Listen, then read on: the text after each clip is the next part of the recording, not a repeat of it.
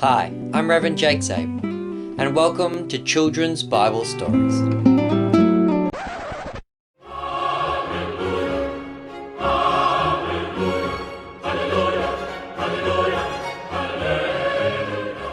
Alright children, today we're going to have another children's church history story, and today we're doing the story of Boniface and the tree. So, Boniface was not actually born Boniface. Instead, he was born around the year 675 AD in the southwest of England, and his birth name was actually Winfrid.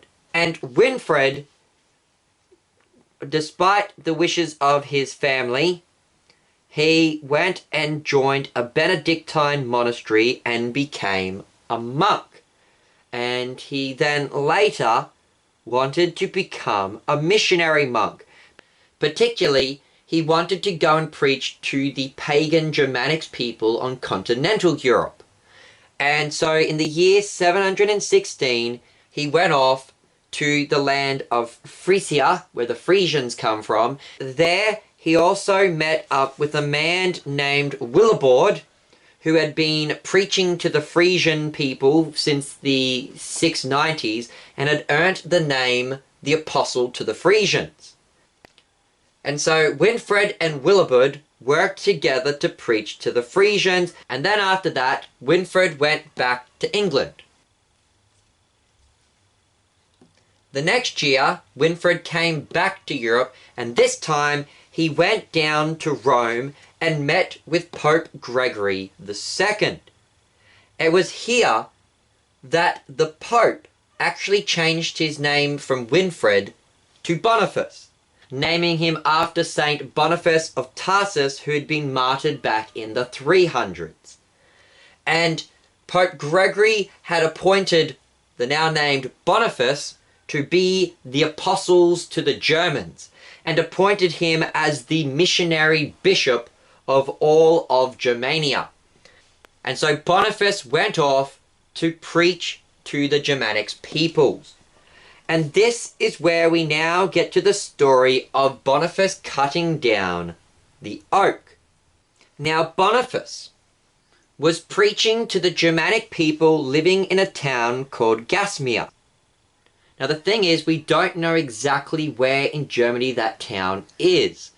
People have argued where exactly that town is. The most popular belief is that Gasmir refers to Gasmar, a district of Frankenberg in the region of Hesse in Germany. And Boniface came to this town and he was preaching to the people. And now the problem is that the people of this town were worshipping a tree. Now, this tree is known as the Donau oak. Sometimes it is also known as Jupiter's oak. This is because one of the early church fathers referred to it as Jove's oak, which is like the Germanic version of the Roman god Jupiter. And some people have also referred to this tree as Thor's oak. The difference is that Thor is part of the more Scandinavian, like Danish, Swedish mythology, and the Germanic peoples didn't worship Thor. Their version of Thor was Donna. And so they had a very similar pagan religion, and so Donna is essentially the same as Thor, but the locals didn't refer to it as Thor's oak. Thor just happens to be the Scandinavian version of Dona, which is the god they were worshipping. And so they believed that this was Dona's tree. The Germanic peoples, including the Scandinavian peoples, had this idea of Yggdrasil, the world tree. This is the big mythological pagan tree that's part of their mythology. And so they believed that there were special certain types of trees that were connected to Yggdrasil, in which they could then worship their gods. And so the people in this town were worshipping this oak because they believed it connected them to the world tree Yggdrasil, and that through this tree they could worship their god Dona. And the people were there worshipping in the tree, and Boniface was getting fed up by them worshipping this tree. And so he picked up his axe, and he went down, and he chopped down the tree.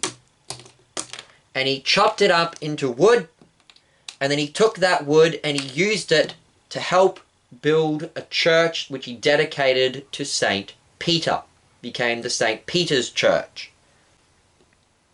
And the reason Boniface did this was to firstly remove the pagan idol away from the people. He removed the temptation, and then they'd be less likely to worship their God. Secondly, he did it to show that their God was a false god, because the people were afraid that if you harmed this tree, Donna would strike you down. And so Boniface, to prove that Donna wasn't a real god, cut down the tree. And if nothing happened to him, then this proved that Donna wasn't a real god. And this is very similar to the Bible story about Gideon tearing down the statue of Baal. After Gideon tore down the statue of Baal, the people came out and said, "Let's kill Gideon." And Gideon's father said, "Look, if Baal's a real god, won't he destroy Gideon himself? You don't need to fight for him. But if Baal doesn't come and destroy Gideon, then this proves that Baal isn't a real god."